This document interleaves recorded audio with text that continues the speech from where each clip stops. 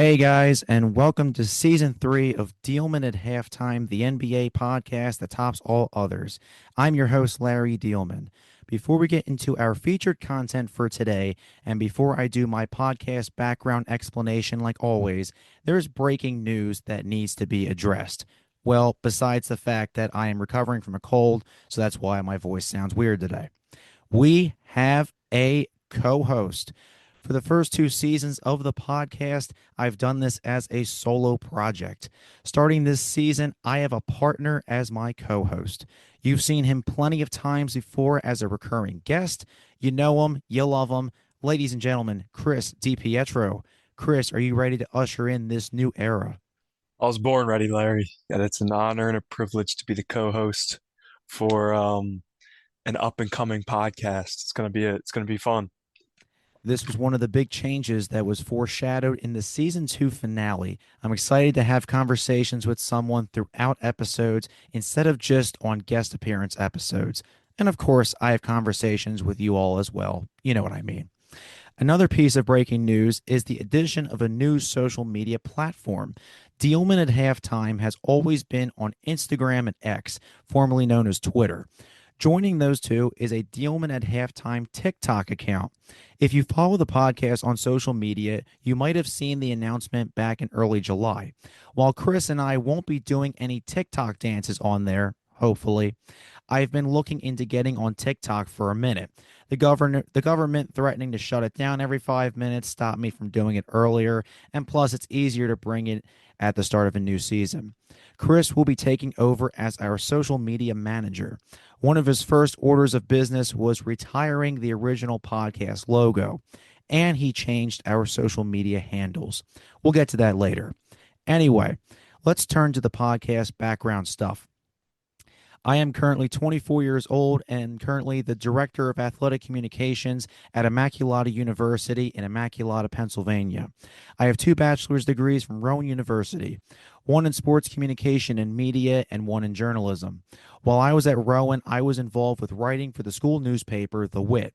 I penned an original weekly NBA column called Halftime. When the editors posted my first column online, the title at the top was, you guessed it, Dealman at Halftime. Thus, Dealman at Halftime was born.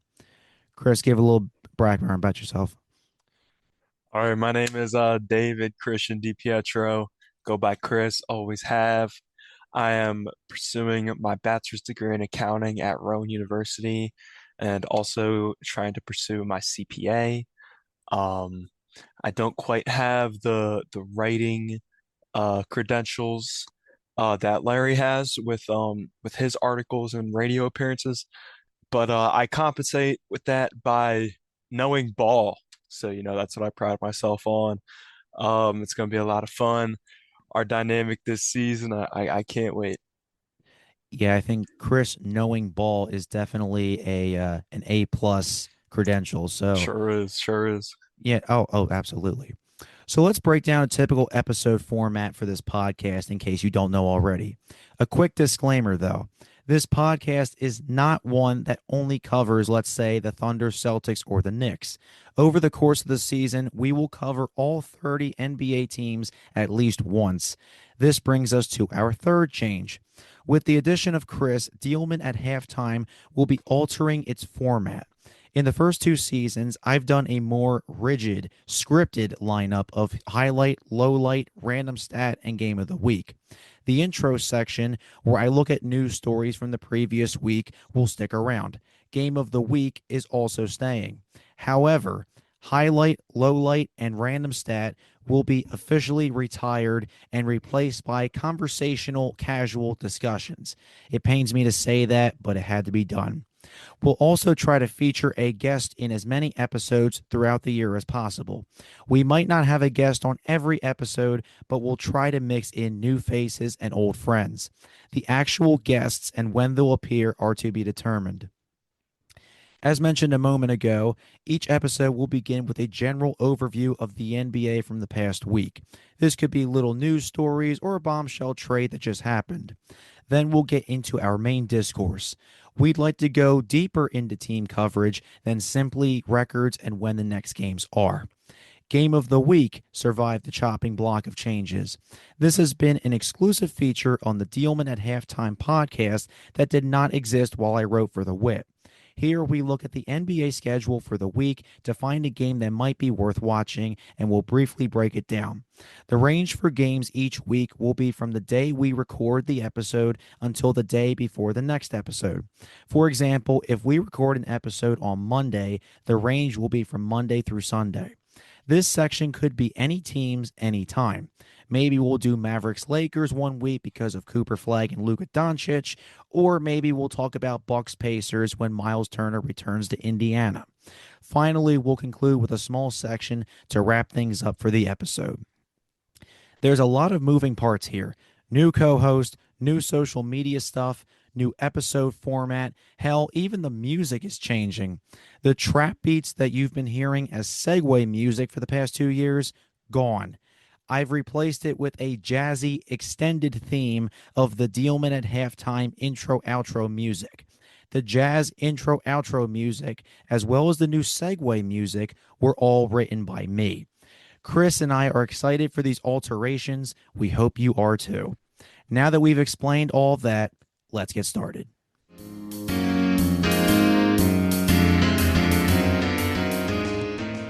Besides our usual episodes, we also do what's called special editions. I think most of you guys know the drill by now. And you're in luck because the inaugural episode of season 3 of Diehlman at Halftime is a special edition. In these episodes, the format will be slightly different. Special editions include power rankings predictions, trade deadline, all-star weekend, a playoff bracket, and review of power rankings predictions. There could be a few added this season too. Today's episode will cover the power rankings predictions. This means that we will rank each team 1 through 30 on how each stands with one another. Chris and I have our rankings ready to go. Please note that neither of us has seen the other's list beforehand. Let's dive into it.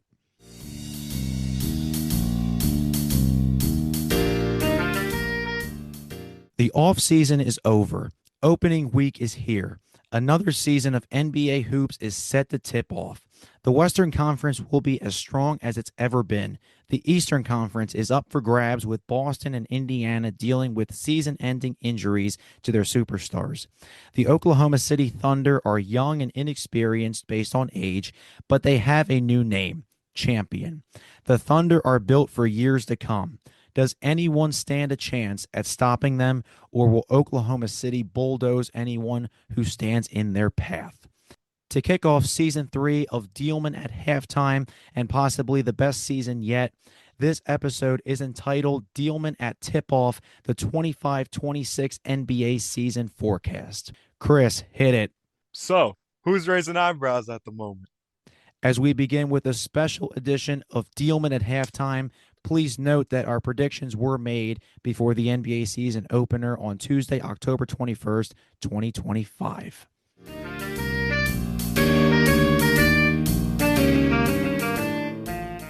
All right, let's jump into our power rankings predictions as we head into the 2025-26 NBA season. Chris, because you are new to our co-hosting duties, you go first. Give us your first 10. So usually we've done segments. The top 10 are usually the elite teams. Then we go into you're getting there, but not quite. And then Code Red, this is not a drill, about 10 teams each. But Chris is going to maybe go out of those rankings. Chris, top 10. I'm going very much out of these rankings. Am I starting from the bottom? So we are going in a descending order in case you are not familiar with this. We're going to start with our top teams and work our way down. Chris, 1 through 10. All right, tier one of my power rankings. I got two teams in this tier. It's called Theirs to Lose. And who else but the Oklahoma City Thunder, and who I believe gave maybe the greatest challenge to the Thunder last year, the Denver Nuggets. The Thunder are, bar none, the best team in the league, talent wise. Um, they have an insanely deep, young, talented team. They have Really standout coaching. Mark Daigneault is just on another level, and it's going to be hard to see these guys lose. And but right there with them, I have Denver. I really liked some of the moves they made over the all season. They kind of reshaped the kind of bottom of their team. I don't want to say bottom. Maybe I want to say they reshaped their rotation a little bit with Cam Johnson, Bruce Brown. They brought in Tim Hardaway. They ship out Michael Porter Jr., among some other pieces that uh, played valuable minutes in the rotation. And I just think with the additions the Nuggets made and how close they kept it with Oklahoma City last year, I think they're right there with them. The true title contenders. Tier two, I have four teams. The true threats, I think, to those two teams. I got the New York Knicks at three. I have the Rockets at four. I have the Cavaliers at five, and I got the Timberwolves at six. The Knicks, it's going to be really interesting to watch this year with Mike Brown at head coach. A very different philosophy from Tom Thibodeau. It's going to be really interesting to see the new movement in their offense, and it's also going to be interesting to see potential deficiency in defense. I feel like the identity of the team is might flip on its head, um, going from a defensive juggernaut to possibly an offensive one. The Houston Rockets, oh man, they might be my number one team if it hadn't been for the Fred VanVleet injury. I thought he really tied it together. A veteran who he's far from a perfect player, but just a guy that can handle the ball, be a true point guard, shoot. He's a leader, so that's a tough loss for them. But obviously, they added Kevin Durant over the offseason, and looks like they'll be running a death lineup against Oklahoma City in the season opener with Amen Thompson at the point guard, Durant at the two, Jabari Smith at the three. Um, I'm blanking.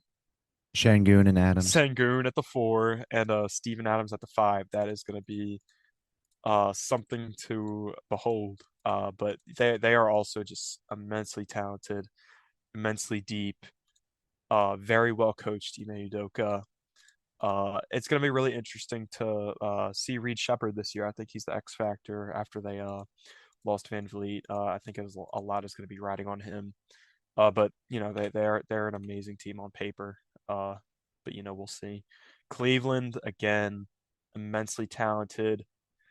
Donovan Mitchell at this point is just a guarantee to drop at least 25 a night.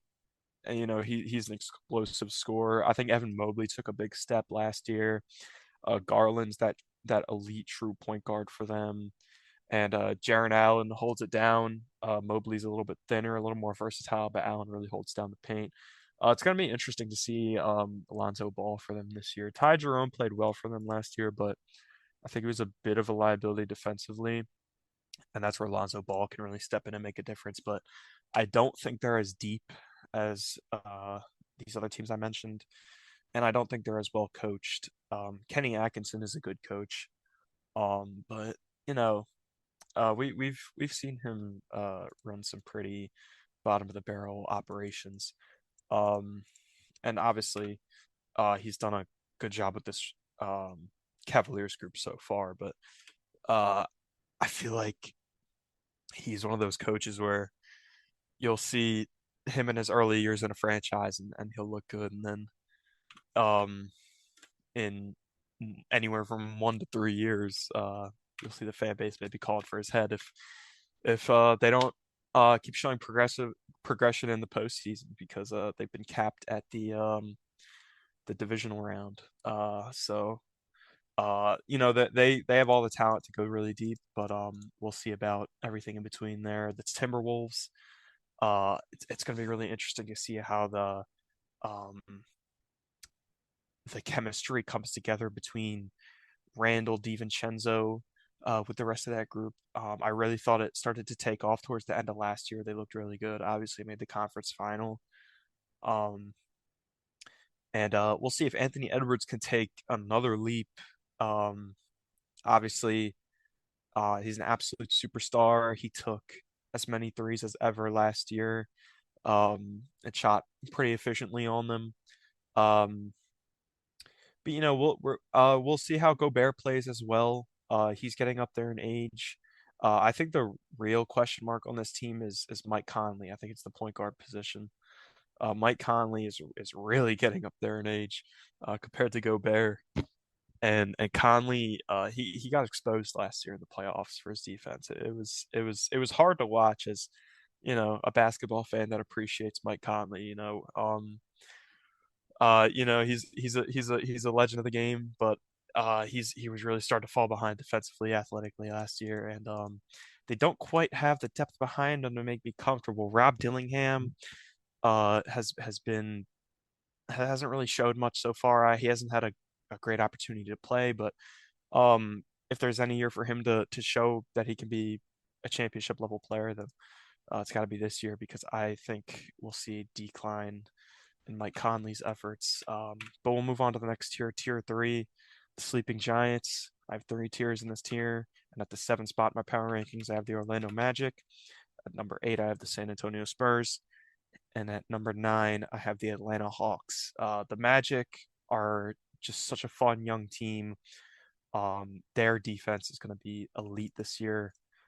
Um, Jamal Mosley always runs a good defensive unit, and they're just so talented. They have Jalen Suggs at the one. They obviously make the massive move for Desmond Bane to be that shooting plug that they needed, an athlete, a competitor. I'm expecting a leap from Franz Wagner. He shot pretty bad from three last year, but um, over the offseason, it looked like he got rid of that kind of hitch in his shot. I'm excited to see if his shot can take another step forward. Paolo Banchero obviously has every tool to be a superstar. And Wendell Carter Jr. can hold it down at the five. They got some really interesting bench pieces. They took Tristan da Silva in the first round 2 years ago now. He's a solid wing already. He was ready to play right out of college. Tyus Jones at the backup point guard spot. They still have Anthony Black, um, who has shown flashes in his young career for sure. Former sixth overall pick, I believe. Um, and they drafted Jace Richardson this year out of Michigan State, who I think is a really fun player. I think he's young. I think he's scrappy. I think he's got good playmaking instincts. Um, this team is very deep. It's very talented. The only question mark for me is just the offense in general. Jamal Mosley, as good as he is coordinating a defense, um, the Magic didn't really show a whole lot on offense last year. I'd say partially due to a lack of shooting, but just the general concepts they ran. They weren't a very creative offensive team, so we'll see if Mosley can step up in that regard. Eight, I have the San Antonio Spurs. Um, Man, this is really starting to feel like the year for Victor Wembanyama, right? After all of those off-season posts, we saw him everywhere. We saw him training with monks. We saw him hanging out with rappers. I mean, it feels like this guy was on the world tour this offseason, but it looked like he really added a lot to his bag over the offseason. Um, yeah, I couldn't help. I was watching him play in preseason, and it looks like he added the almost like a Shaq-esque like get off of me two-hand slam. And he's such a young player, and obviously he's an absolute alien with his frame. Um, and he really seems intent on maximizing it. I think he looked like a different player in the preseason. I think he looked a lot more filled out in his frame. Um, he looked like he was playing with more intention. Again, I think added a lot to his bag, and I think this could potentially be an MVP-esque year for Victor Wembanyama, but we'll hold off on that till we discuss the awards. The Atlanta Hawks, man, they had uh, maybe the off season of the league this year. Um, they added a ton. They added Kristaps Porzingis to play center for them. That was a position they were kind of lacking in. It felt like they were just turning their tires there with Clint Capella at the five for all those years of uh, Trae Young's kind of early prime. So they go get a real center, Jalen Johnson, had the season-ending injury last year, but he looked really good in the time he played. I think he's a sneaky all-star pick. I think Johnson is really good. Um, and Reese Shea, I thought he impressed me during the preseason. I think not a lot of people have noted that. I thought Reese Shea was playing with a different engine. Obviously he's tall, he's long, he's a good defender, he's a good shooter. I thought he showed a lot to me in terms of shot creation, which could be really big for them. I mean, people forget he was the first overall pick a year ago, and it's almost too easy to forget that in a class that was seemingly just filled with role players. But Reese Shea, I think, is going to take the next step. I think he's going to be more than a role player for them. Dyson Daniels, they just gave an extension. I thought it was a great deal for both sides. 4 years, $100 million for Dyson Daniels. Obviously, one of the best defenders in the league. Um, the Great Barrier Thief, some call him. I mean, that's an all-time nickname right there. I mean, this guy is an insane defender, twitchy, and just a glove. And that's exactly who you want next to Trae Young, who obviously has a hole defensively. But I think this is, if there's a time for Trae Young to really live up to those expectations as a superstar in this league, it's now. Like they have everything they need. They go out and get Nikhil Alexander Walker, um, Asa Newell in the draft out of Georgia. I really like. They have a deep team. They have a well-coached team. This is it for Trae Young. He has to show that he can lead a team. And obviously he's had some playoff wins.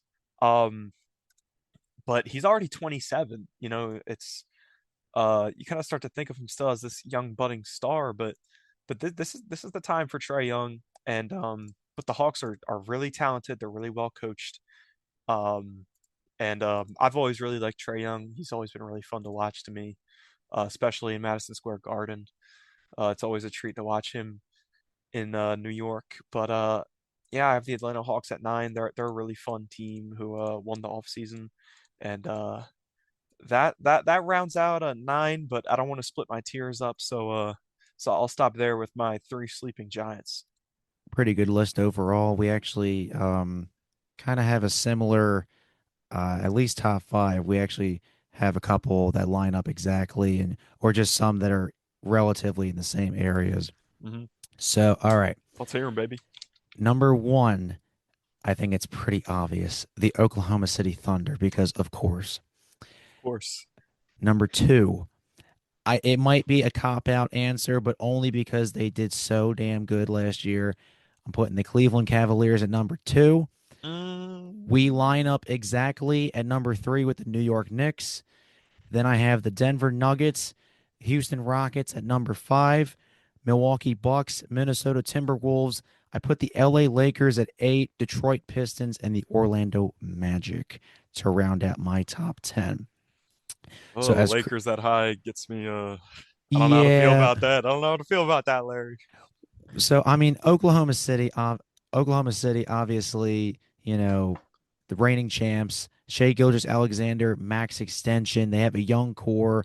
Their lineup is absolutely disgusting. Mark Daigneault, the perfect coach to lead them. They still have guys like Alex Caruso and Isaiah Hartenstein. So a lot of talent up and down that roster.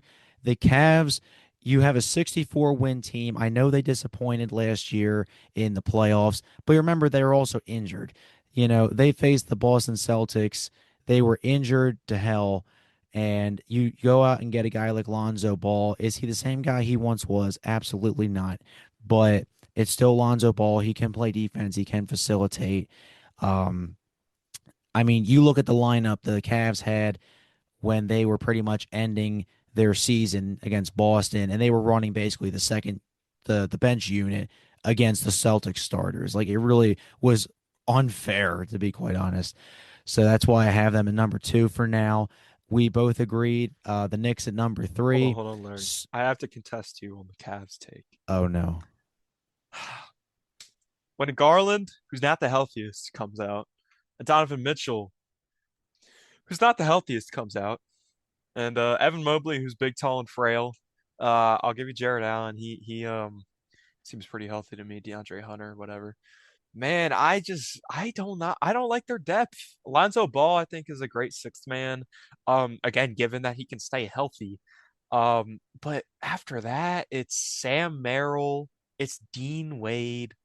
It's just all you got some cold white boys off the bench and ones that have not really produced at a super high level off the bench. I mean, they're fine pieces, but I'm really concerned about their depth. They do have Max Strus, who um is going to be out for a while to start the season. Um, it's it's just tough to project them to be fully healthy at any point. But obviously I'll give you that. They're an extremely talented, good team when healthy, and they didn't quite have a fair shot against Boston last year. Yeah, I mean the Cavs. You mean you can't erase 64 wins from history. So I mean, Can't. well, I'm not saying they're going to do that again, but I think they'll be up there, especially in a weak Eastern Conference. I think they have at least something. So the Knicks, like Chris said, with Tom Thibodeau being swapped out for Mike Brown. Mike Brown should be a good coach over at Madison Square Garden. The Knicks have pretty much the same lineup as they've had the last year or so. You have Jalen Brunson, you have Josh Hart, you have Mikal Bridges, OG Anunoby.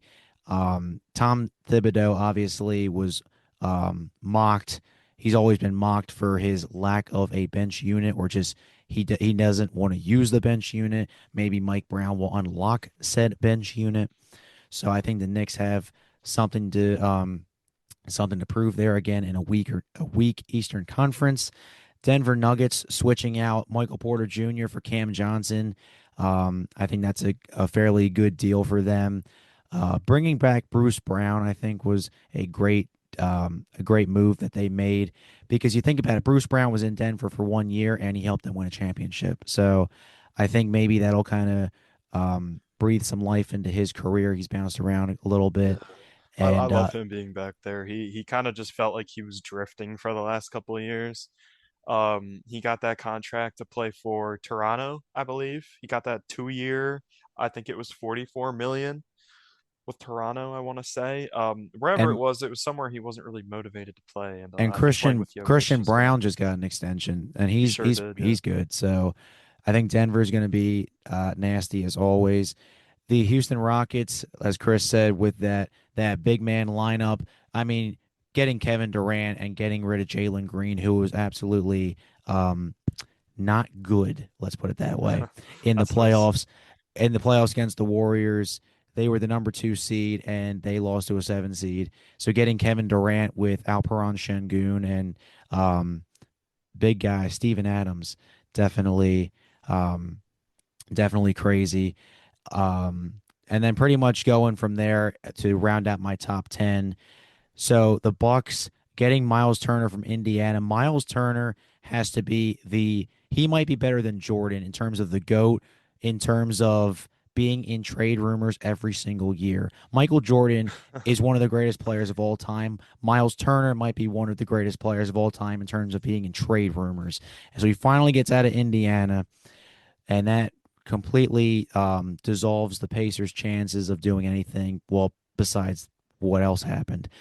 Um, Obviously, Giannis has a lot of pressure on him right now to win. There's been rumors circulating that maybe he'd leave or he'll eventually go to Greece. You know, that the whole works with that. Brooke Lopez, their center, aging but decent.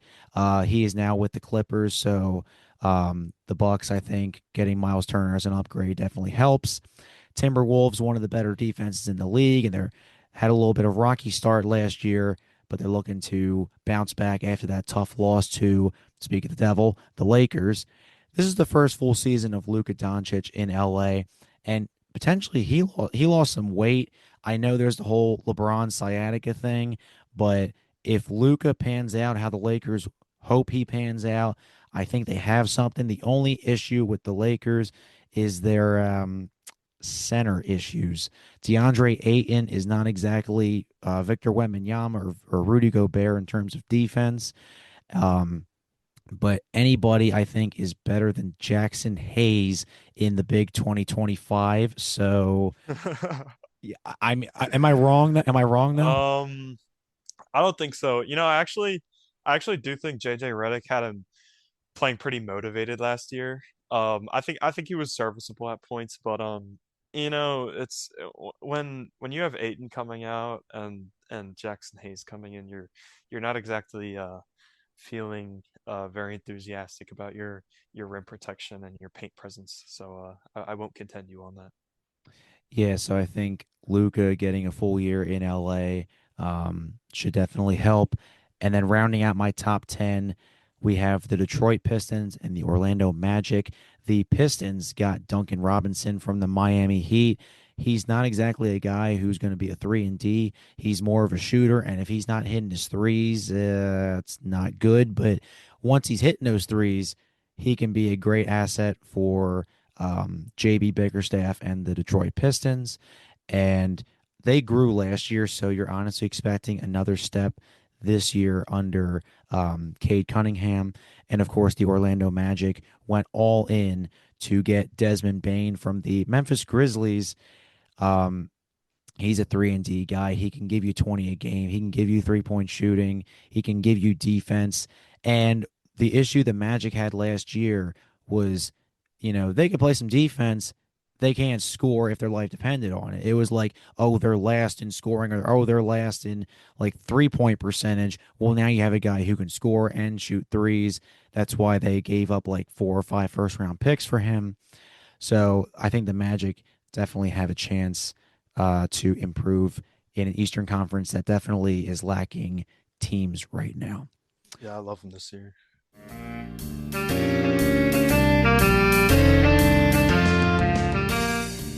All right, let's switch over to our teams that are kind of in the middle of the pack.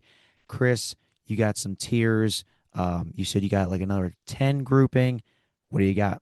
All right, so these next two tiers, tier four is called the Scrappy West. Tier five is called the Scrappy East. And I actually think it's really fascinating because I think these are the teams in each respective conference that are kind of battling to make noise within the upper tiers. But it just so happens that when I went to rank them all together, that of these 10 teams, uh, I had the four teams in the West at the top and the six teams in the East at the bottom. So we have the Scrappy West and the Scrappy East. But at 10, I have the Mavericks. I think they're super interesting with Cooper Flag. I honestly think he'd be an All NBA type player right away. He looks the part in preseason. That might be an understatement. He looks like an absolute star, and obviously they have a lot more star power on that team with Kyrie Irving hopefully coming back in a timely manner and Anthony Davis. I think they're pretty deep and well coached. So 10 I have the Mavericks, 11 I have the Clippers. One of two really old but contending teams in the West with the Warriors. Um I think the Bradley Beal edition is really interesting. I think he's been misutilized since the Washington days where he was obviously really good all-star type player. Um, I'm really hoping that Tyronn Lue gets him involved off ball more. I think that was really his problem the last couple of years. He was basically a non-factor off the ball, and obviously you're hoping you can get a healthy year out of Kawhi Leonard and James Harden. I honestly really like the John Collins edition. I also really like the Brook Lopez edition. I think he'll be a great backup for Zubac. If not starting, he can bring a lot of interesting versatility. And that second really old team, the Warriors at 12, um, didn't really add a lot whole this offseason. Had the whole Kuminga situation with his contract. Still don't really know how he fits in here. But Steph Curry still doesn't look like he's lost a beat. He looks to be in really good shape. Not expecting a any lesser of a season from Jimmy Butler as he gets older. They had Al Horford, who I think can be a contributor pretty quick. And yeah, they have a relatively deep, relatively well coached team. I think they could make some noise, but I don't think they're contenders. The Lakers I have at 13. I just really don't know how to feel about LeBron going into this year. He's a big question mark with the sciatica. with all he has going on outside the court. I don't think he seems very invested, but the Lakers do have a good squad besides him. Um, when you're led by Luka Doncic, you're bound to be towards the top of your respective conference.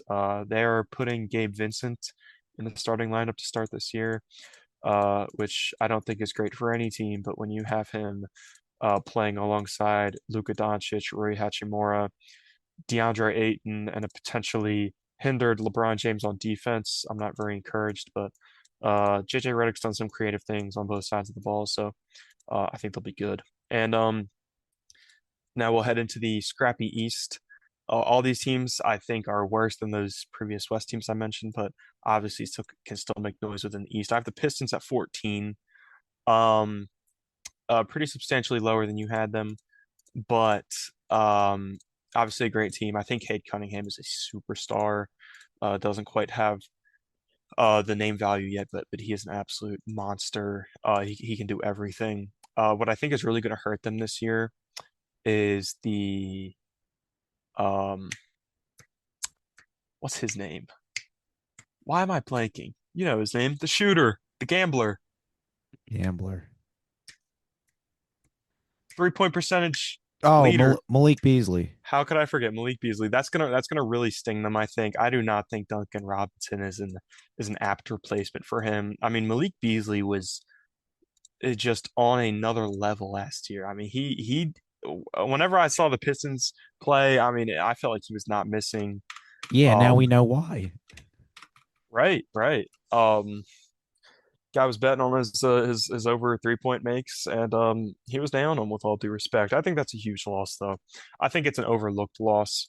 I feel like people kind of just view him as a, I mean, rightfully so. They kind of just view him as a sit in the corner, shoot threes guy, but he was such a valuable sit in the corner and shoot three guys for them last year. I mean, he was absolutely bananas from 3-point range, and Duncan Robinson is not Malik Beasley, but I'm expecting a leap from Asar Thompson, and obviously they put up a tough fight against the Knicks last year, so still a great team. 15, I have the Heat. I think they're being a little slept on this year. Obviously, you have the Tyler Hero injury. Um, but even then, they can still roll out a lineup of Davion Mitchell, Norman Powell, Wiggins, Adebayo, Khalil Ware, with Jaime Jaquez off the bench, who I think is going to have a bounce back year. I feel like people are kind of writing him off. Um, and once you get Hero back, I mean that's a really solid rotation. You still have Jovic off the bench, and they took Kasparis Yakuchonis in the draft, who I really like. He's a really good passer. He's a great pure point guard for them, a role which I don't think Tyler Hero played super well, but obviously Hero is a great player. I think Khalil Ware is really intriguing too. He's kind of like a Dollar General Wembanyama. And pairing that with Adebayo is really interesting. 16, I have the Bucks.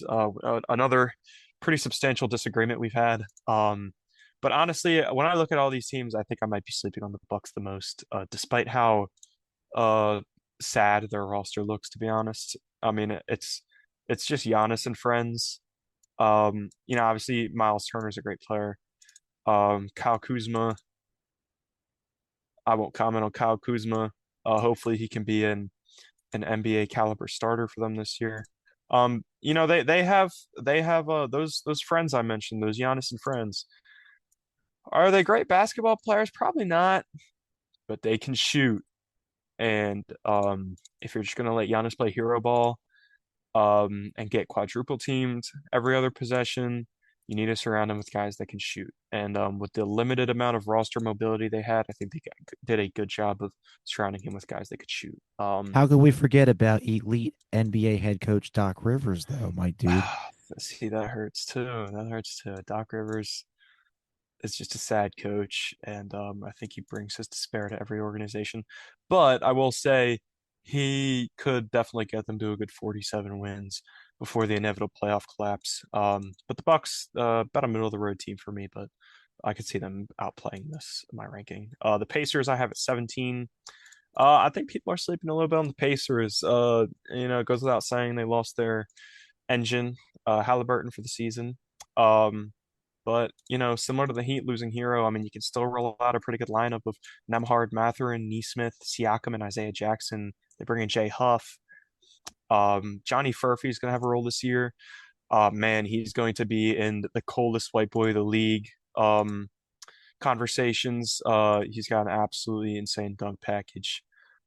He's just putting guys on posters left and right. But they still have a deep team. I think Rick Carlisle is one of the best coaches in the league, and he's a winning coach. He's just a winning coach, and I think they're going to find a way to be a pretty competitive team without Halliburton. But obviously, that is a absolutely huge loss for them. They might be 10 spots higher if they had Halliburton healthy. 18, I have the Celtics. Man, they are a weird, intriguing team this year without Tatum. Um, and honestly, the biggest question is when do they get back Tatum? Because he seems to be having a ridiculously fast Achilles rupture recovery. They bring in Anthony Simons. Um, he's been a bit of a empty calories player in Portland, but a good player at that. And I honestly think that Missoula will bring out a really good version of him, a winning version of him. I think we could see Derek White take a step up in the scoring this year, but man, I just do not trust Jaylen Brown as the number one option. And that center room, that is ugly. Neemias Queta starting. I don't even know who Neemias Queta is. But to round out the scrappy East, the teams that I think could really make some noise in the East. I got the Raptors. I think I think they have a lot of talent. The fit is the question. They bring in Brandon Ingram, a healthy Brandon Ingram. We'll see what they get out of him this year. We'll see if he can be their go-to scorer. Scotty Barnes, I think, will play a lot better this year. I think he was fighting some injuries last year. They draft Colin Murray Boyles, who I think um, maybe had the most consensus player comparison of all time as Draymond Green. Grady Dick's a young, interesting player. They have talent for sure. I question the coaching. It's really going to come down to how they all come together. But they're a talented team, and I think they could fight with teams like the Celtics and Pacers for a spot in standings. So that rounds out the scrappy West, the scrappy East for me. All right, some good picks there. We actually had two teams. Now, granted, you started with 9 and 10, so this is my middle 10, but still, in terms of like starting out this section or like whatever, we actually had two teams line up exactly in the same spot. So, ooh. And there's one team in here I think that you're probably going to be um, hella against, but we'll see what happens. So, starting at number 11, our middle 10, I have the Dallas Mavericks. The Dallas Mavericks obviously shocked the NBA world last year with the Cooper flag, the Anthony Davis, Luka Doncic swap, but adding Cooper Flag and Anthony Davis together, Kyrie Irving is going to be a little ways away because he's coming off an ACL injury. But once they get that trio together, that could honestly be disgusting. And they do have some good rotational players too. You got PJ Washington, you got Daniel Gafford, you have Derek Lively, and of course Jason Kidd at head coach. So they have a nice little core down there.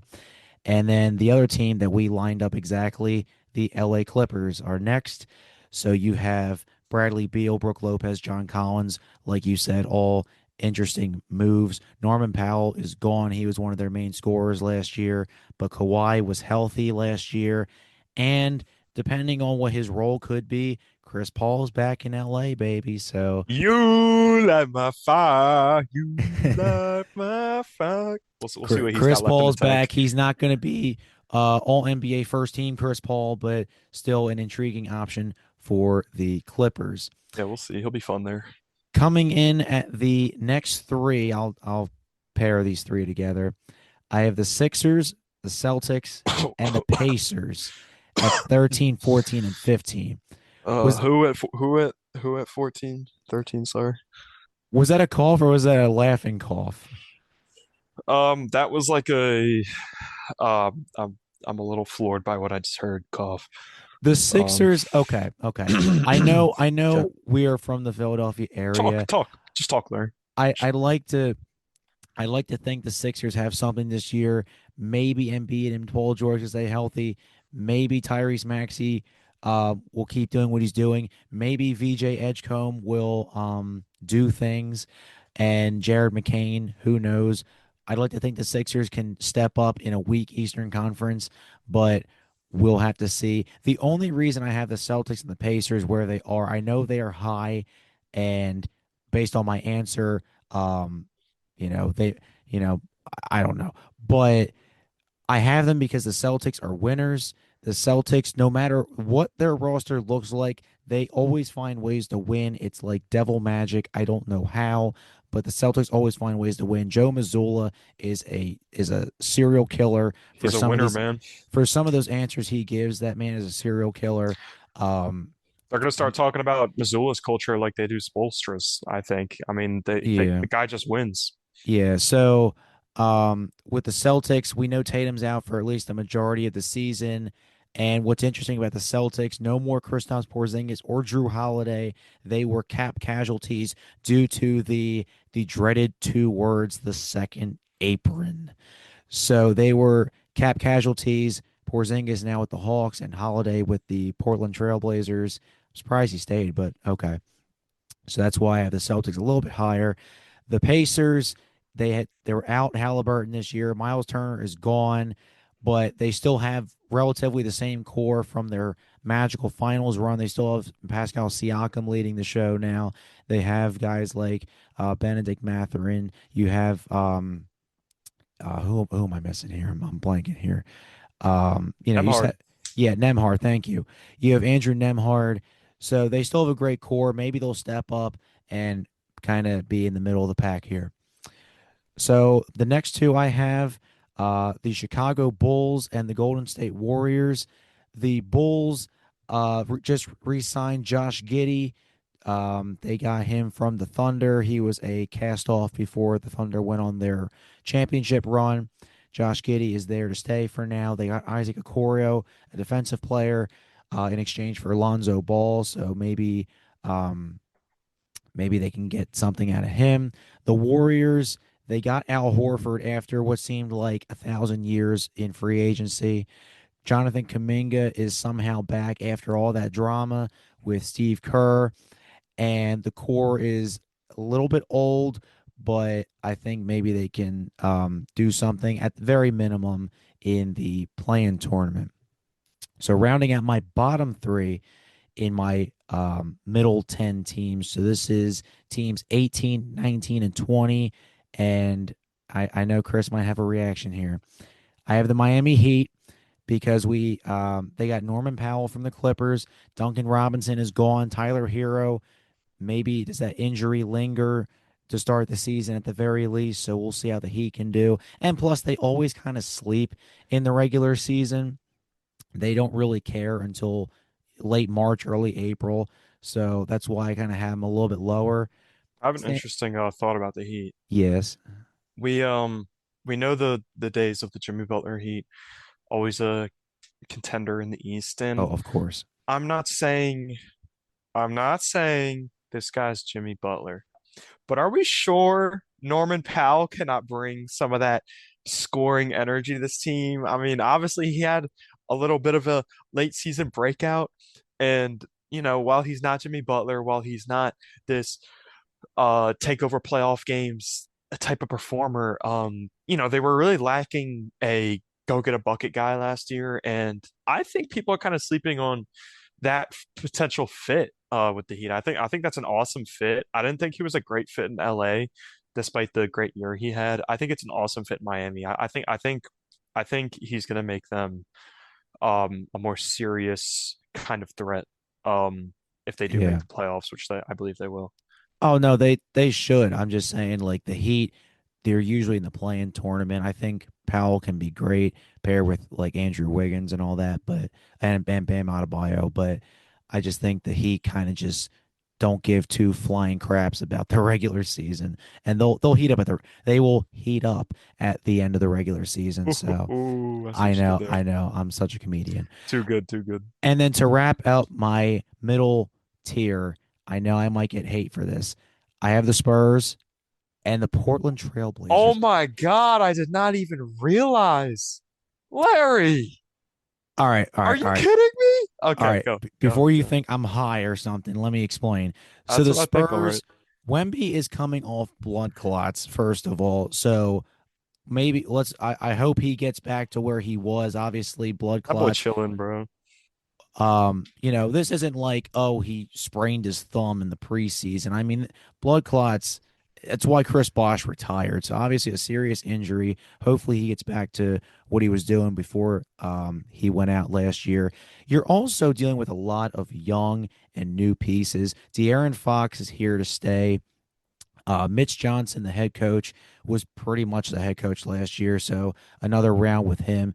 Dylan Harper making his debut for the Spurs, and you also have Stephon Castle. So Wemby, Harper, Castle, you've all this young talent. Now, please, I would love to be proven wrong, but until they actually put something on the NBA the standings, I'm gonna uh, urge on the side of caution for now. And the Man, Portland Trailblazers. Now, I think it was last year. I was, I had high hopes for the Hornets. I was like, let me see them take a step. They did not. So I'm gonna be a little bit positive on the Blazers. Dame is back, but he's out for the year. Remember, he blew his Achilles out too, and he confirmed he's not coming back. Anthony Simons, like you said, empty calories is gone for a guy that actually plays defense and plays winning basketball in Drew Holiday. They extended Shaden Sharp and Tamani Kamara on October 19th, which was yesterday as of this recording. that I'm Kamara wondering, contract was a robbery. They got a really great deal out of him. And Sharp, I think, too. I really like those extensions. they have a nice little core going over there under Chauncey Billups. Can they step up because they've been kind of bottom feeders even when Dame left for Milwaukee? But I'm wondering if this team can actually step up and maybe make the play-in tournament. If they can get maybe a 9 or 10 seed in the play-in tournament, I think that's a win. Um, will they get blown out by somebody if they made the first round? Absolutely, but um, let's see, Portland step up. That is my top 10.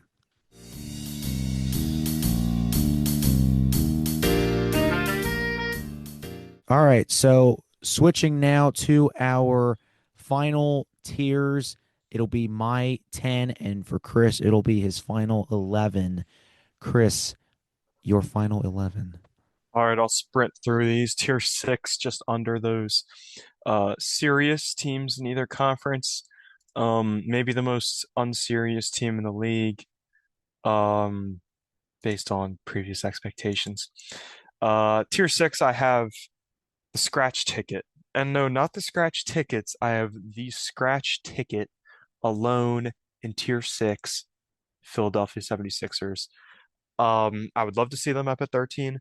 And I think honestly they have what it takes to be up there at a five spot in a couple of months. But it's you how long can we keep saying, man, if the Sixers are healthy, if Embiid can play 50 games, like it's time to really honestly humbly temper expectations on them because Oh, of it is course. every year. It's been damn near 8 years of this. They have all the talent in the world to, I think, honestly contend in the East, like for sure. Like I think they could go win the East if everything breaks right. But that everything breaking right is just such a massive if. So, and I'm gonna really temper my expectations on them this year, which I have failed to do in the past. But obviously they're super talented. I really like the group they have. I think Edgecombe is gonna bring a different energy to this group. But they're a scratch ticket. We'll see.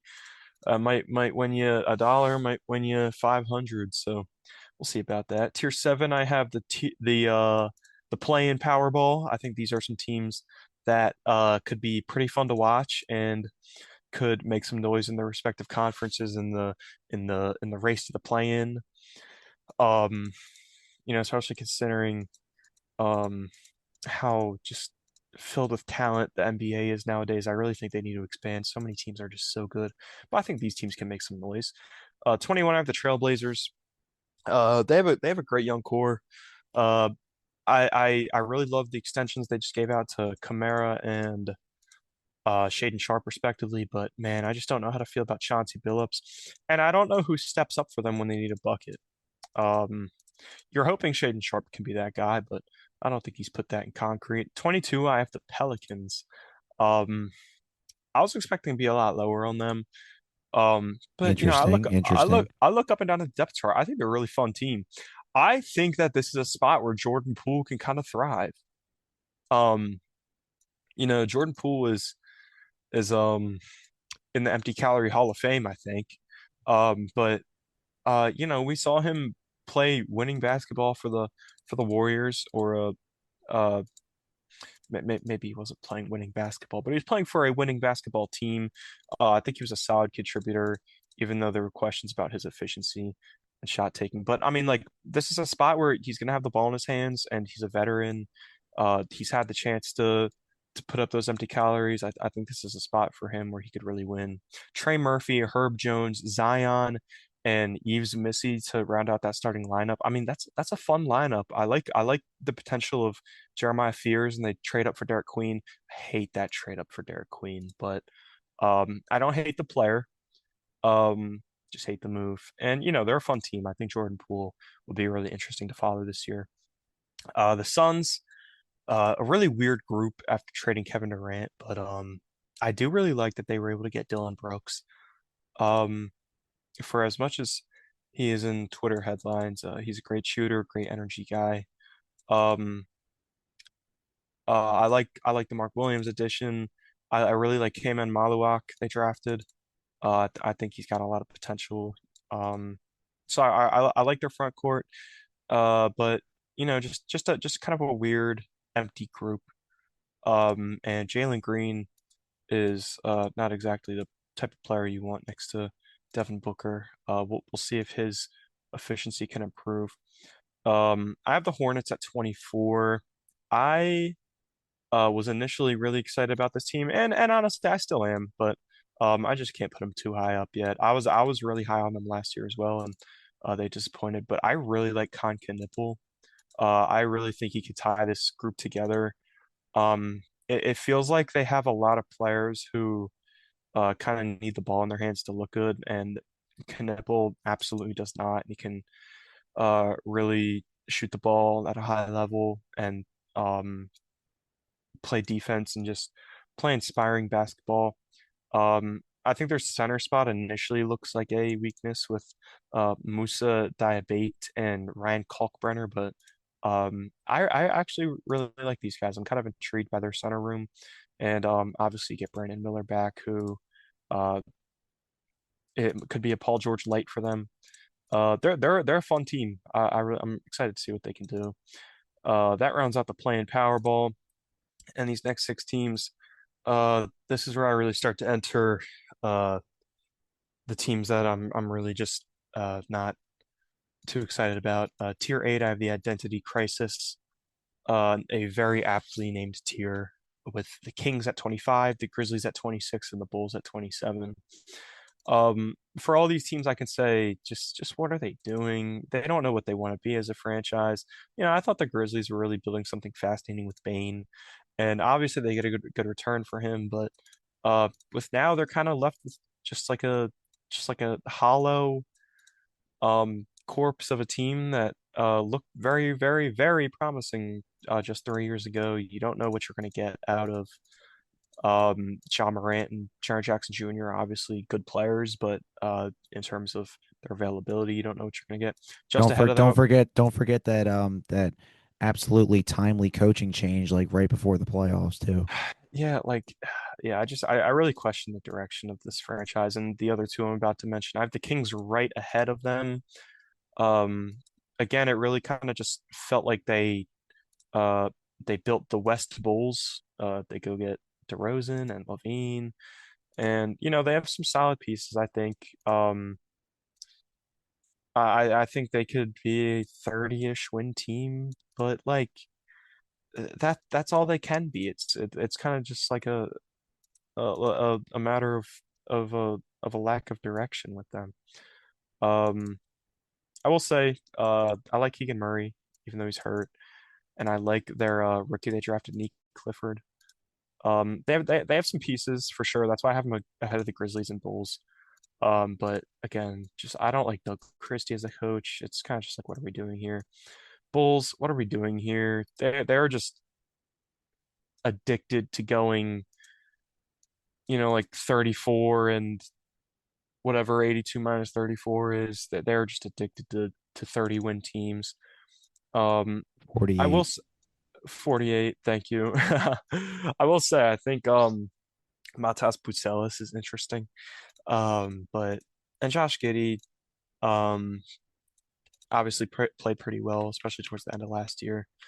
Definitely fit in a lot better on the Bulls than the Thunder, but just saying that he fits in better on the Bulls than the Thunder. What does that really tell you about Josh Giddey? But anyway, another directionless basketball team. Again, all these teams have pieces, but all these teams have no directions. That's why they're down here. I just really just don't like them.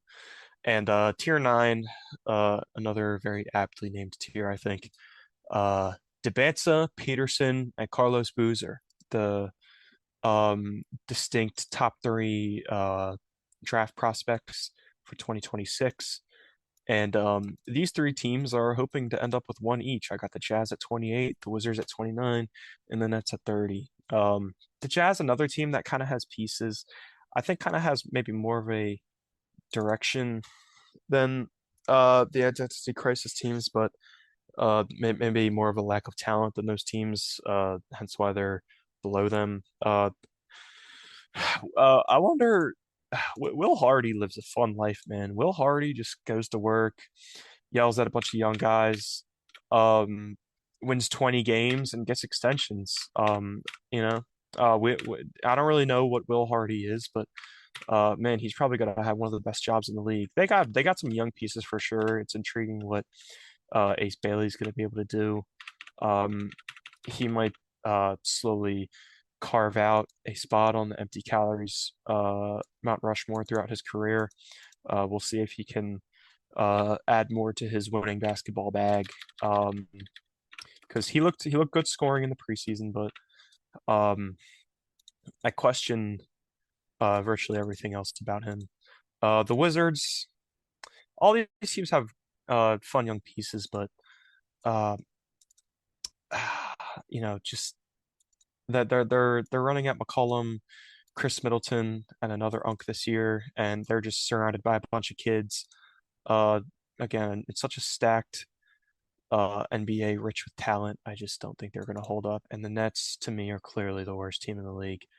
It's going to be another year of Cam Thomas just going out there like he's at the park having fun, taking 50 shots a game. Um, and he'll have fun, but I don't think much of Brooklyn will. They're a sad team to me, and man, they're really hoping they can end up with the aforementioned AJ Debanza, Darren Peterson, or Cameron Boozer. So yeah, that rounds out my power rankings. All right, some good picks overall. In this bottom section, we had similar teams. Maybe like some of them were like one or two off, but um, relatively the same overall. There is one team in here that you put a lot higher that you might yell at me for, but here we go. So Pelicans. huh? The Pelicans. Well, you'll see. So 21 to 30. Number 21, I have the Memphis Grizzlies. The John Morant injury right now is a big question mark. They fired Taylor Jenkins, the head coach, at the end of last year before the playoffs started. It was like a few games out, and they said, "See ya." They are now under Thomas Isalo, so we'll see how he can do in his first full season. He is from Finland, I believe. Then we have the Phoenix Suns at 22. Obviously, whatever that experiment was with Durant, Booker, and Beal was a complete disaster. Jalen Green and Dylan Brooks are in. Jordan Ott is now the fourth Suns head coach in 4 years, and he is coming over from the Cavs as one of their assistant coaches. So I have no idea what the Suns are trying to accomplish or what environment they're trying to produce or the culture. There we go. I don't know what their culture is right now. The Atlanta Hawks at number 23 be, Wow. because okay, they added Kristaps Porzingis. The term "if healthy" always comes into play with Kristaps Porzingis. He is a great player if healthy. So that's why I have them a little bit lower. Can they work together with him and Trey? They got Nikhil Alexander Walker from Minnesota. Year two of Zachary Risachet. I don't know what the Hawks can do in this weak Eastern Conference, but that's why they're a little bit low on my list. That is Then we astounding to have me. They are so talented, I think. the Even mid. without Porzingis, they have a Kongwu. But we'll see about that. We'll see about that. All right, so my next three are um, pretty standard. The Sacramento Kings, also known as the Western Chicago Bulls, the Mhm. Toronto Raptors, and the Brooklyn Nets. As Chris said, I have no idea on what on God's earth the Kings are trying to accomplish. They got rid of Mike Brown, who is now with the Knicks, and in comes Doug Christie. They promoted him. I don't know why you think DeMar DeRozan, Zach LaVine, and Domantas Sabonis is going to get you anywhere. Sabonis is a great player, but this is a guy who does not really shoot. He's more of a pick and roll, like a dribble handoff type of guy. He's not a Jokic. He's not a Giannis. He's just gonna give you like, okay, cool. Toronto, they have some great forwards in Ingram, Scotty Barnes, and RJ Barrett. And they also have Manuel Quickly running the point under Darko Rajakovic. So we'll see how that works out. Brooklyn, they got Michael Porter Jr. in exchange for Cam Johnson.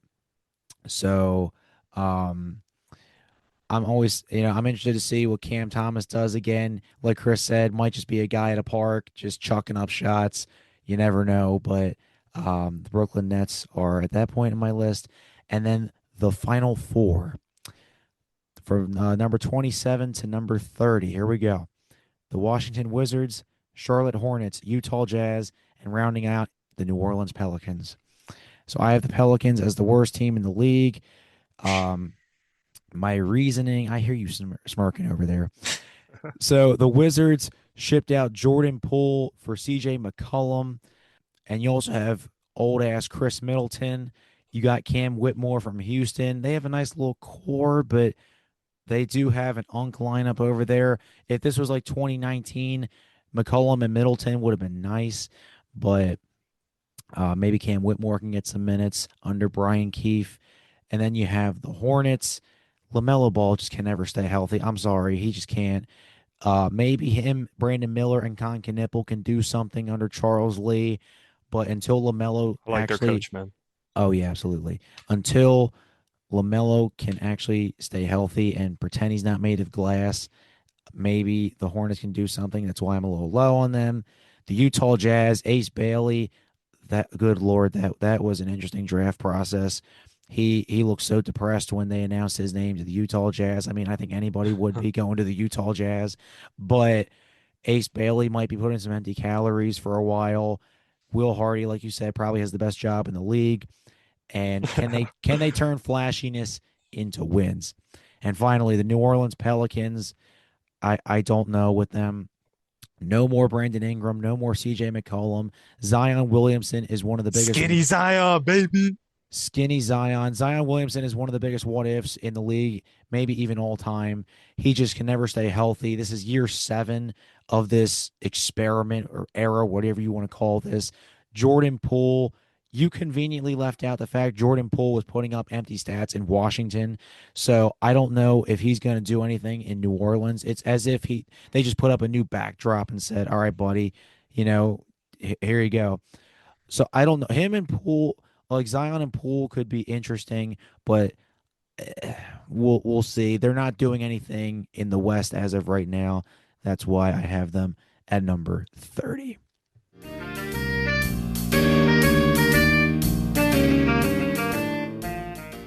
Let's switch gears. So that was our power rankings predictions. Chris and I had some fairly decent picks. We actually matched in a couple spots.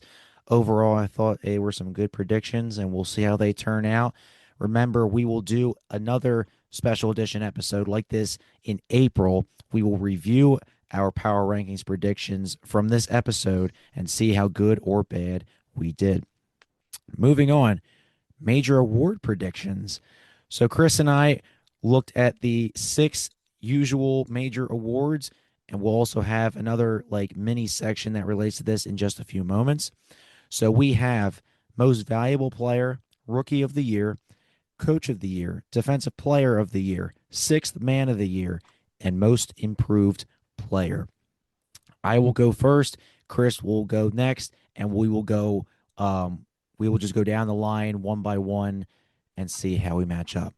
MVP, I think, is kind of a um, fairly known answer, and I'm going with Shea Gilgis Alexander to go back to back MVPs. He was the 2024-25 MVP and Finals MVP. He pretty much has no weaknesses in his game. His mid-range shot is absolutely filthy. And you could argue there's voting fatigue for guys like Nikola Jokic and Giannis Antetokounmpo. Both of them have already won it multiple times. So I feel like they're always in it, but are they ever going to win it just because of potential voter fatigue? That is unclear at this moment. My backup pick, I took Shea. Luka Doncic was my next choice had I two answers, but Chris, MVP. I thought this was a fairly known answer as well. I'm also gonna wait. Do you hear that? Wait, is that a Yes, I heard is all that of that. it? Is that a is that a spaceship? Wait, what's in that? Is that a is that an, is that an alien? Is that an, wait, that's not an alien. That's not alien, Larry. That's Victor Wembanyama. It's Victor Wembanyama. That had to He's be gonna one be of the biggest. That had to be one of the biggest like fakes I've ever seen. I applaud you for that. I had all of y'all fooled. Victor Wembanyama is going to win MVP this year. I just could not ignore how different he looked in the preseason this year. He looks bulked up. He looks like he has a much deeper bag. Um, he's just routinely throwing shots off of the backboard on defense, not on offense. That'd be bad. He's just pinning shots off the glass. His post work bag just looks so much more developed. I think he really rounded out this offseason, and I, as stacked as that backcourt is, I love it with him. I love Dylan Harper. He looks the part as well. He looks like he's immediately going to be a perfect pair with Wembanyama. That pick and roll is going to be one of the best in the league. Castle, Fox, they're just surrounding Wembanyama with these really good guards. And with how much Wembanyama looks like he's developed, I'm just so excited to watch it. I think the Spurs are going to be dangerous this year. And again, we've had Jokic and SGA win in recent years. I think Wembanyama is going to stand out so much that he could take the award. So he's my MVP. All right, he's going with Victor Wembanyama. I have Shea Gilgis Alexander. Going to Rookie of the Year, Cooper Flag. Kind of an obvious choice, but I feel like he oozes potential, and he doesn't have to carry the team alone as other top draft choices do. Going like last year, Zachary Risachet going with Trey Young, not really as hyped. Um, as like he wasn't as hyped up as some other number one picks. You look back at a guy obviously like LeBron and some of those miserable Cavs teams that he had to carry for a while. Um, Going to the more present day, you have guys like Zion. The Pelicans really haven't had a good, like a solid championship core with his time. So, you know, Cooper Flag's going to have expectations, but I feel like he has a team that's ready for him. The Mavericks were in the finals very, very recently, so this team is ready to compete now. I think, as I said earlier, Cooper Flag, Kyrie, and AD will be nice once Kyrie gets back from his injury. All right, my rookie of the year. I think it's the snobbiest one as well. I'm going To Utah, I'm going with Ace Bet. No, I'm going with Cooper Flag. I was Cooper going to say, Flag. Cooper Flag is just on a different level than any other rookie. I think this is a historically great rookie class, but um, I think Flag is going to be a star immediately. I mean, you watch him play in the preseason. Not only does he stack up with his frame compared to all these guys in the NBA, he just seems a little crazy. Like he is such a crazy competitor off the rip. He's going to be crazy about getting better. He's going to be crazy about winning games. And I already see so much Jason Tatum to him. And again, like you said, he has a great supporting cast around him. I honestly think he has a real chance, especially with Irving out to start the season. I think he could make an all-star team. I don't think any of these other rookies are. I think Flag is a once in every 5 years type of rookie. I think he's going to run away with this award as good as I think this rookie class is. all right, so we both match up with Rookie of the Year, Cooper Flag. Next up, we have Coach of the Year. And this could honestly, I think this is where it starts to get a little like both of us could go a certain direction, but I have a reason here. Ime Udoka of the Houston Rockets. He had Houston as the number 2 seed in the West last year with Jalen Green, who was literally just running cardio in the playoffs, bricking up shots. Now he has Kevin Durant and Alperon Şengün on the same team. Fred Van Vliet is out for the count, I believe, for the season, but I think Ime Udoka, if he can drag that young team to a number 2 spot in a loaded Western Conference, they were over the Nuggets, they were over the Timberwolves, the Clippers, everybody in the West. They were number 2, right behind Oklahoma City, the eventual champions. So I am going with Ime Udoka. I understand that pick, but I think we kind of know how this award goes, and it's kind of a boring award to me because it typically is just going to reside with, I think, the team that shows the most improvement from the previous season, and I absolutely think Udoka is one of the best coaches in the league, for sure. And it's going to be a task having to handle the Van Vliet absence. But again, that team got better this offseason. They were already the 2 seed last year. That's why I'm pivoting to a team that I think is going to improve a lot as compared to last year. My coach of the year is going to be Jamal Mosley of the Orlando Magic. I think that they have a real shot up there with the Knicks and Cavs at the top of the conference. That's I fair. That's fair. I think Paolo Banchero is really kind of just starting to find his rhythm. Um, I think there's been a lot of times where he's kind of picked up his dribble or made bad decisions with the ball in his hands, but he's 21 years old. That's going to happen, and I could definitely see this being the year where he really makes that leap as a superstar. And they have such a great supporting cast. I love Franz Wagner. I love Desmond Bain. I love some of their surrounding pieces. I think they're going to be legit in the East. I think they're going to be right there with New York. I think they're going to be right there with Cleveland. And I could see them putting together a 60-win season even. I think they're that good. I think Paolo Banchero is that good. Mosley leads a great defense, and if he can just um, introduce a little more creativity in the offense, um, I think there's a chance we are looking at this award race halfway through the season, and Mosley could be a 1 to 5 favorite. Like, I think he's going to be coach. All right. So, Coach of the Year, I have Ime Udoka, and Chris is going with Jamal Mosley. Switching over to Defensive Player of the Year. And wait, what's that in the sky? Is it an alien? Oh, Victor Wembanyama of the San Antonio Spurs is my pick.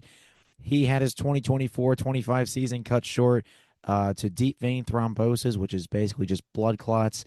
And he was the Defensive Player of the Year runner up in his rookie year in 2023-24. This is a guy who's basically averaging 4 blocks a game, and he's not even 25 yet. So to just put that in perspective, like this guy is absolutely on a different level. And I think like guys like Rudy Gobert, he's starting to see the wrong side of 30, and he's won it a few times. So I don't think it's going to go to like him, for example, and just the amount of space this man, Victor Wembanyama, the amount of space this man covers on a floor. I don't care. You could be at the 3 point line, and I feel like, you know, you're afraid that Wemby's just going to block it for whatever reason. He could be in the paint. You could be shooting a three, and you feel like, oh my gosh, is he right? Is he right there? Is he gonna block me or something? So that's why I feel Victor Wembanyama. Um, yeah, I'm gonna have to. You already know who it is. It's Victor Wembanyama. Larry, you put it perfectly. All I right, don't so we need to say a agree. whole lot Nice, here. nice. Yeah, absolutely. Victor Wembanyama should be the defensive player of the year. I watched this guy dribble an opposing player's layup off of the backboard from the free throw line this year in the preseason. So that's kind of all I needed to see. This guy's an absolute freak. He's like nothing we've ever seen before, and he's my defensive player of the year, running away with it All right, no contest there from either one of us. I think that is a solid handshake agreement. for sure. All right, our last two of our major awards, Sixth Man of the Year. Now, we'll see where this particular person goes in the lineup or how much of a role he has. Peyton Pritchard of the Boston Celtics is my pick for Repeat. Sixth Man Okay. of the Year. He is going to have a bigger role with Jason Tatum's injury. And as I said earlier, Drew Holiday and Kristaps Porzingis are gone. So Peyton Pritchard is going to have to take a much larger role with guys like Jaylen Brown and Derek White probably doing a boatload of the scoring. Peyton Pritchard, I mean, he's a great scorer. He's a good shooter. This is a guy who could hit half court buzzer beaters in his sleep, it seems like. So I am going with Peyton Pritchard. Yeah, I could totally see that happening. I'm gonna go in a different direction. This guy's pretty. I was shocked to see how low he was, on the odds on the sports books. I'm going with Jared McCain. I think Jared McCain is a star. Like I'm a Sixers fan. Um, and believe me, you saw the power rankings. I'm not very high on everybody just because I'm a Sixers fan. I'm not really high on everyone on the Sixers, but I am genuinely that enthused about Jared McCain.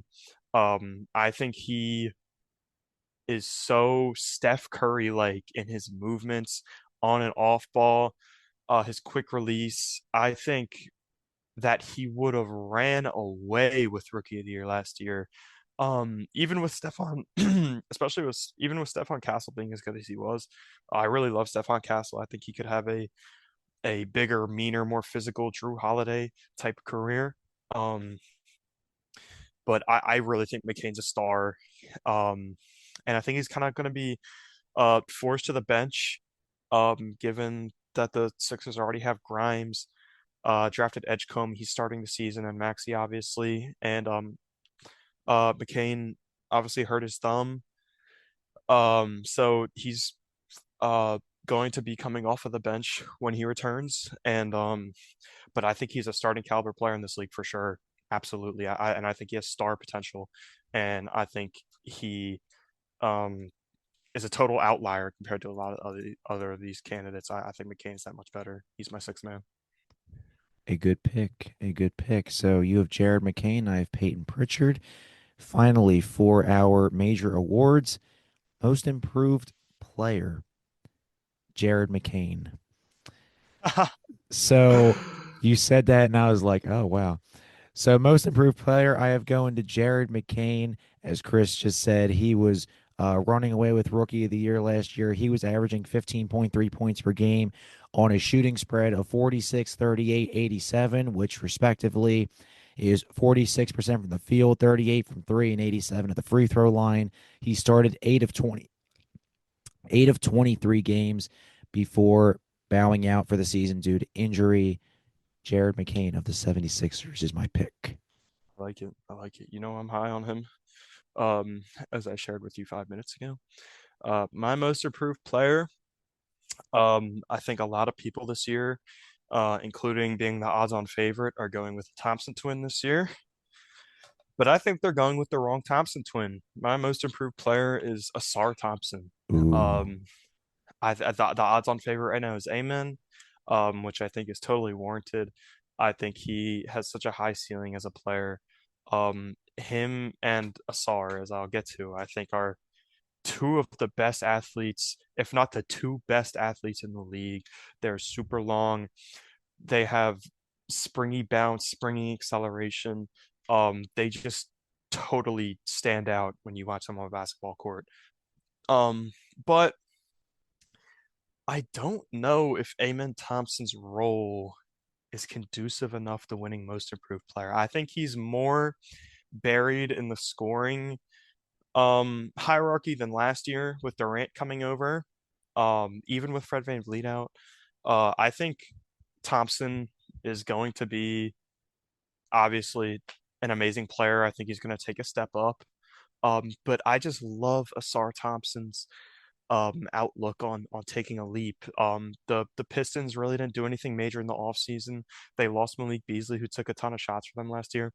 And Asar doesn't look a whole lot different to me than Amen did, and it kind of seems like all the hype is on Amen right now. And I think that Asar Thompson could be the Thompson Twin of the Year. I think he could take a huge step up. He's already one of the best defensive players in the league. If Victor Wembanyama didn't exist, he might be my Defensive Player of the Year prediction.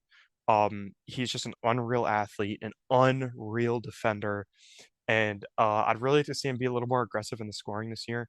And if he does, I think that the hype could start to even out a little bit between him and his brother. And I'm honestly not sure why it hasn't yet. So, Sar Thompson is our most improved player. All right, some good picks. Jared McCain and Asar Thompson for us. So switching over, and we have our major awards, and now we're doing another section, made up award predictions. Chris came up with three made up awards um, that obviously aren't going to get any recognition in the actual NBA, but to our eyes, they will. So we have the Alex Caruso Key Edition of the Year, basically a player that was added to a team. Like last year, Alex Caruso went to the Thunder and immediately became the key piece they were missing as he came over from the Bulls. So a guy like a X factor, a missing piece kind of thing. We have Black Hole of the Year, which is a player that's chucking up shots. The possession ends with them and playing on empty calories. And then Stream East Champion. For those of you that don't know, Stream East is basically illegal streaming of games. You can go online and just watch them for free illegally. Um, so basically, this will be a team that we think is going to be fun, but they're not going to get any national recognition. So you got to go to Stream East to watch them. So I will go first. My Alex Caruso Key Edition of the Year award goes to Bruce Brown of the Denver Nuggets. Bruce Brown, as I said earlier, was an addition this offseason to the Nuggets. When he was on the Nuggets a few years ago, they won a championship. So I think he will revitalize his career in Denver. My Alex Caruso key addition of the year is also a Denver Nugget. It's Cam Johnson coming over from the Nets. They trade Michael Porter Jr. for him. I think Michael Porter Jr. Was obviously a great 3-point shooter for them, a great rebounder, but he was always a little bit of a question mark health wise. He was always a little bit of a question mark in terms of his kind of shot diet. Um, and I think Cam Johnson is was made in a lab to play with Nikola Jokic. I mean, he's basically just going to offer a whole lot more reassurance than what you had with Michael Porter Jr. I think he's much better defensively, and I could see the Cam Johnson from Michael Porter Jr. Evolution of this rotation um, making a clear difference in Denver's lineup and potentially even catapulting them up there with Oklahoma City. So I think we could look back and say Cam Johnson was this year's Alex Caruso for the Nuggets. My Black Hole of the Year. That's such a funny name. Black Hole of the Year. So the player who's putting up empty stats and he has a nickname. Michael, the possession ends with me, Porter Jr. of the Brooklyn Nets. This man was born to play for the Brooklyn Nets. Michael Porter is always memed for not passing the ball. A guy like the late Kobe Bryant, I know people always say, oh, just get the rebound. Kobe, at least, is an NBA legend. Rest in peace. But Michael Porter Jr., this man has always been clowned for not passing the ball, just chalking up shots. So my pick, MPJ. My black hole of the year is also Michael Porter Jr. of the Brooklyn Nets. It is going to be A it's going to be so funny, I think, to see how Michael Porter Jr. and Cam Thomas get along on a professional basketball team trying to win games. It's going to be a very interesting dynamic to see where the possession ends in Brooklyn. For so many years, it's never been a question of where the possession ended in Brooklyn. It ended with Cam Thomas. Michael Porter Jr. is really coming in to eat away at those shots for some of his own. Uh, and Michael Porter Jr. He hasn't had a chance to be a real superstar since he had the potential in high school. He's kind of been thrust into a role player type situation, and after some wild offseason comments, I think Michael Porter Jr. is ready to get wild and take 40 shots a game for a losing Nets team. It's going to be fun to watch. Forget the Kyrie, KD, and Harden era. What about MPJ and Cam Thomas? Welcome to the Black Hole Nets. And finally, in our made up awards, Stream East champion, the team that'll be fun to watch, but ain't nobody gonna watch them unless you watch illegally. The Charlotte Hornets. The Charlotte Hornets. Eric Collins is one of the best announcers in the NBA. If you don't know who Eric Collins is, please go on YouTube and look him up.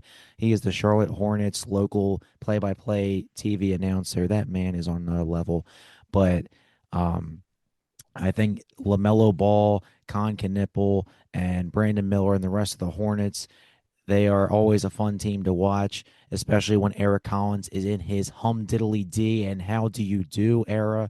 But I think the Hornets will unfortunately not get a lot of streaming time.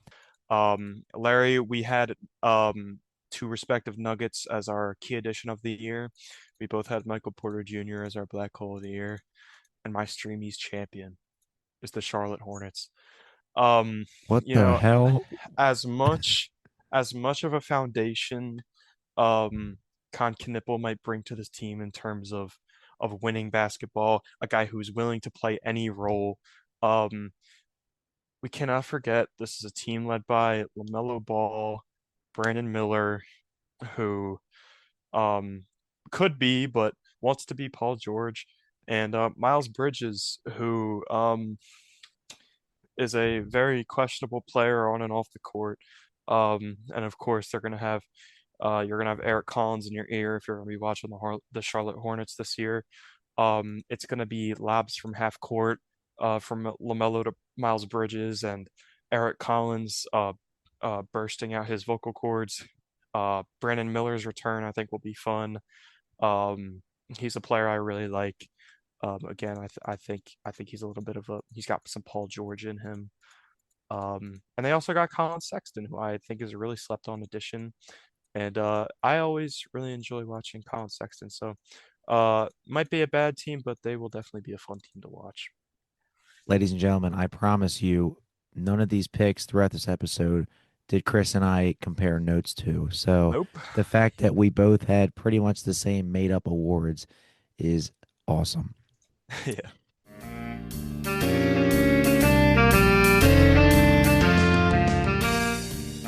So finally, going to our second to last section here.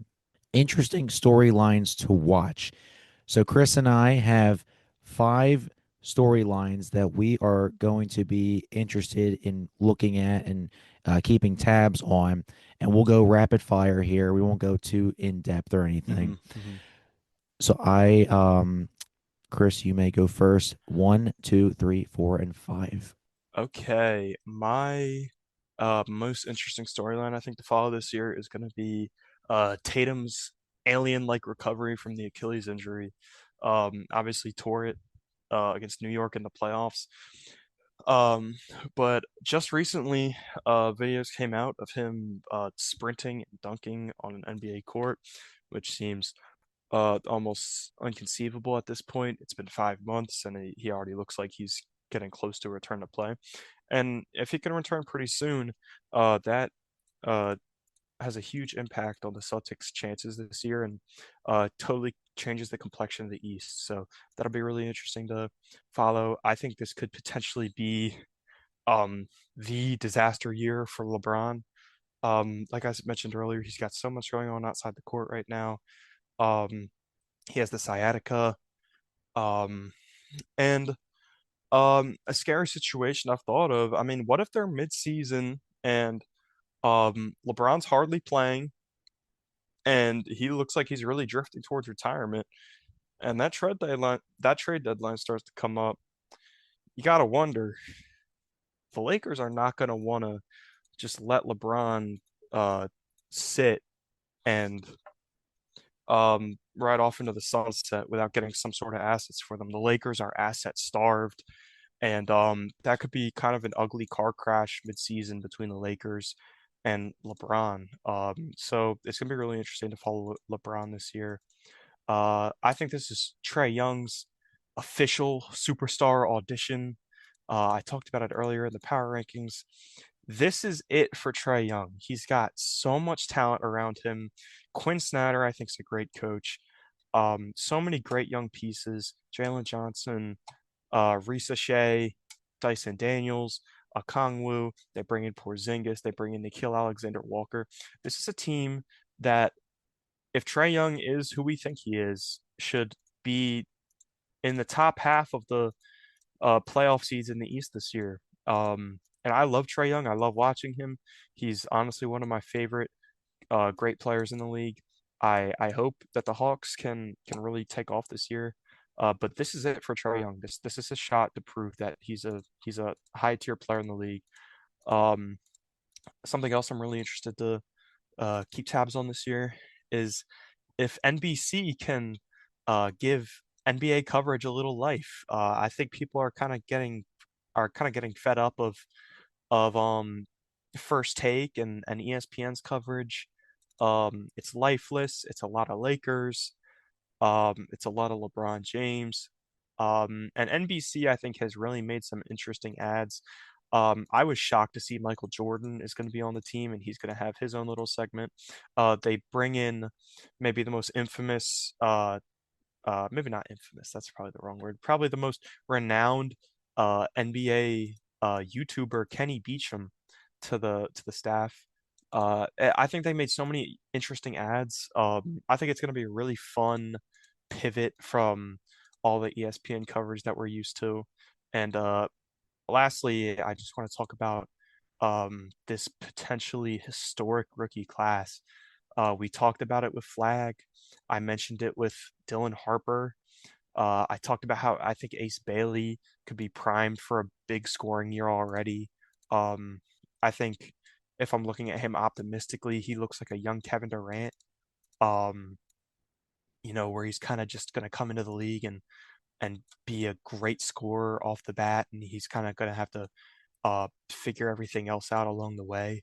VJ Edgecombe, I think, could flip the Sixers culture on its head.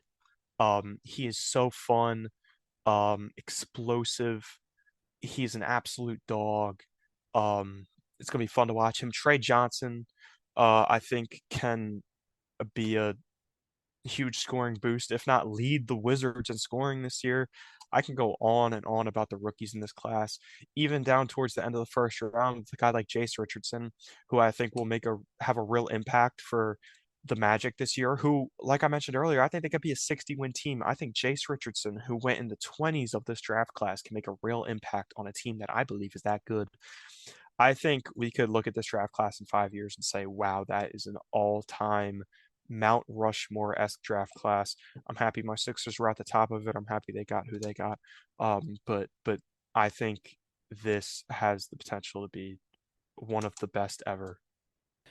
My picks for interesting storylines. So no order whatsoever, just five that I have.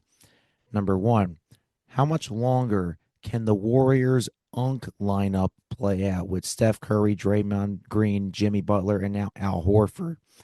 Draymond is the youngest at 35. Steph's like 37 or 38. Jimmy's like 36. Horford's pushing 40.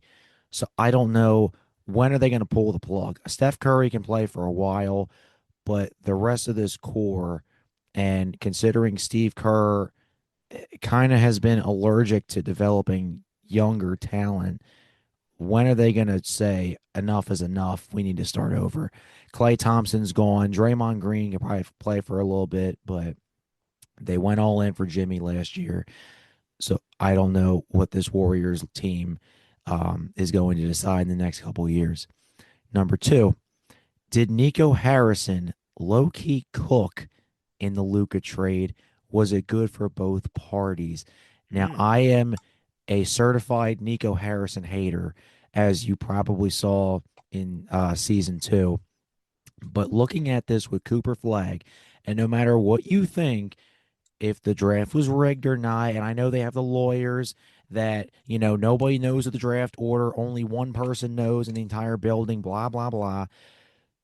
So maybe did Nico Harrison low key cook? I like that. We'll see, but I don't know.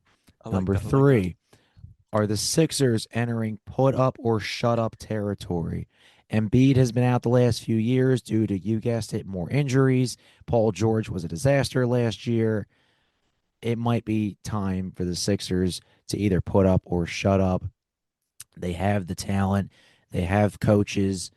Embiid is who he is at this point. Are they in that territory? Number four, can Zion Williamson bring the New Orleans Pelicans to relevance or at least show improvement?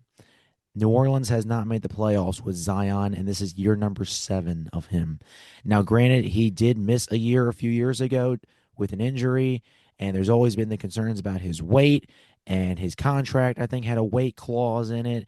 So I don't know what to expect. I had the Pelicans as dead last in my power rankings. So can he do that in the Big Easy? And number 5, who will step up in the East with Boston and Indiana bound to take a step back? Cleveland, Philly, New York should definitely be up there, as Chris pointed out, and me too. I had the Magic in there, Pistons maybe, the Heat if they do something right. Who knows? But those are my top 5. Love it. Interesting.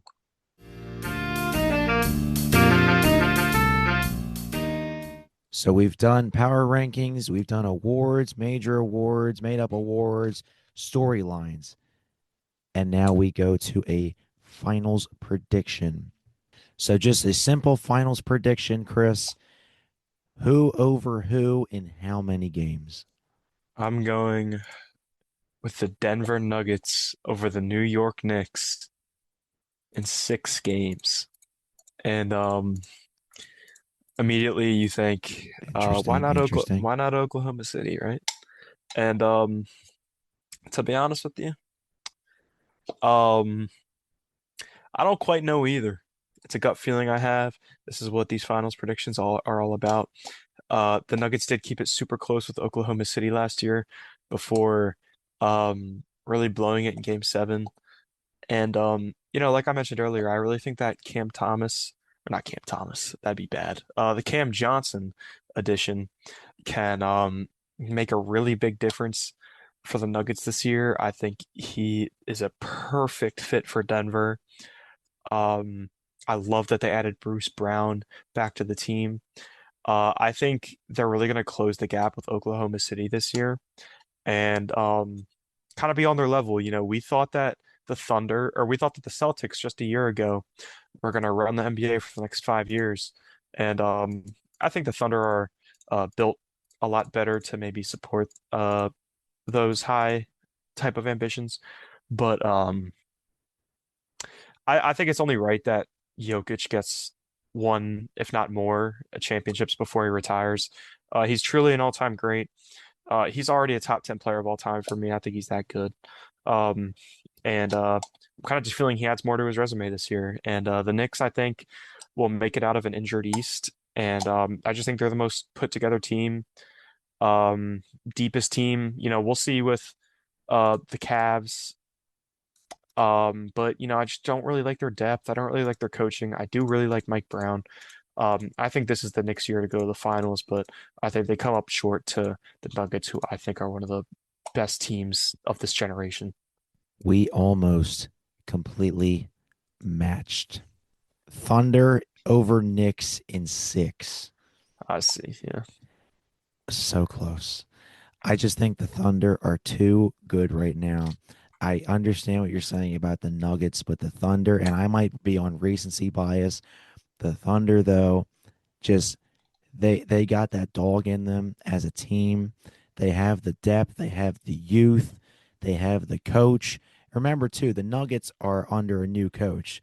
I mean, David Edelman dragged that team to the second round. I mean, he's no bum, but you know, just the consistency.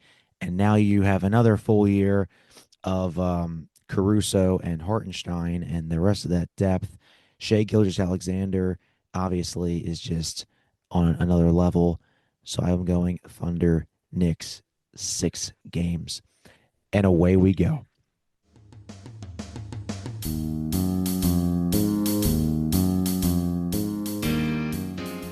Well, that's all the time we have for today. If you haven't already, make sure to follow the podcast accounts, Chris and me, on social media. The 3 podcast accounts, including our new TikTok account, are now under at Diehlman at half. That is my last name, Diehlman at AT half, HALF, all one word. My personal X and Instagram are at Larry Diehlman. That is Larry and the same last name, all one word. Chris's personal X and Instagram are at Chris Dippy, ChrisDipi. All 7 handles are in the description on Buzzsprout, Spotify, or wherever you get your podcasts. Remember, although you can find Dealman at halftime on major podcasting platforms like Spotify, Apple Podcasts, Amazon Music, iHeartRadio, and YouTube, the main podcast website is on Buzzsprout. The website URL is dealmanathalftime.buzzsprout.com. Also, starting this season, I'm going to continually mention about a neat feature that was available last season, but I never brought up. Feel free to send a comment by using the Send Us a Text button located in each episode's bio. With the exception of Apple Podcasts, it's available on Buzzsprout and all of the major platforms. Your comment could end up in the fan mail section of the website. And don't forget to spread the word about Dealman at halftime. We will be back to normal episodes next week. I promise you, my voice, hopefully, will be back to normal so you don't hear me talking like this every week. Chris, we are underway in season 3 in our new era. Got a lot to do. See you next time, fellow Hoops fans.